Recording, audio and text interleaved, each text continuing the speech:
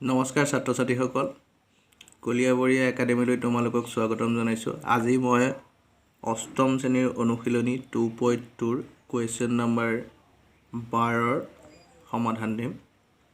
প্ৰশ্নত আছে, ৰানুৱে তাইৰ হাতত থকা 500 টকীয়া নোটখন ওচৰৰ দোকান এখনত খুচুৰা কৰোঁতে দোকানীজনে তাইক কেইখনমান 50 টকীয়া আৰু কেইখনমান 20 টকীয়া নোট মুঠতে 19খন নোট দিলে।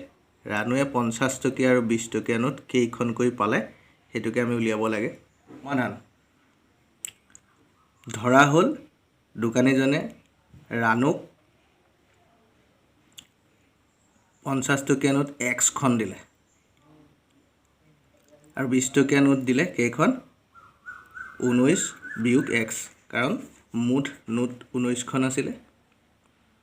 তাৰে যদি Xখন 50 টকীয়া হয় বাকী কেইখন 20 টকীয়া হ'ব, সেইকাৰণে 19 বিয়োগ Xখন 20 টকীয়া নোট। আকৌ আমি উলিয়াই ল'ব লাগিব যে Xখন 50 টকীয়া নোটৰ মূল্য কিমান। দোকানীজনে যে Xখন 50 টকীয়া নোট ৰানুক দিলে তাৰ মানে কিমান টকা দিলে।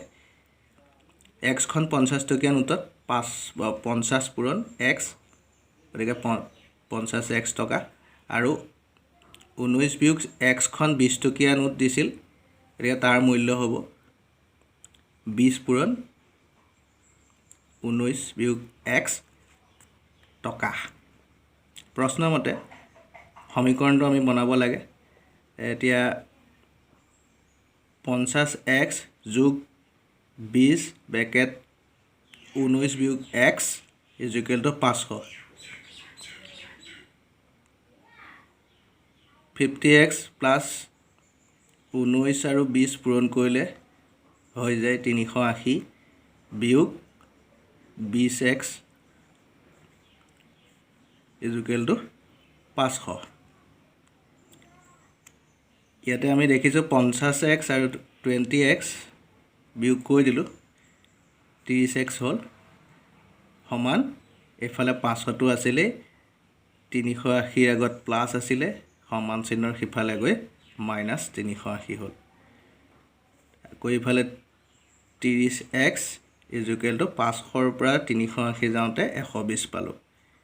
এতেকে Xৰ মান 30টো ইফালে পূৰণ হৈ আছিলে, সিফালে গৈ হৰণ হ'ল, কটাকটি কৰিলোঁ, কটাকটি কৰিলে পাম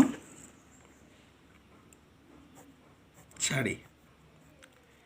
Xৰ মান পালোঁ আমি 4। এতেকে আমি কি পালোঁ, 50 টকীয়া নোট ৰানুক দোকানীজনে 4খন দিছিল, সেইমতে 20 টকীয়া নোট কেইখন দিব, 19 বিয়োগ 4 15খন।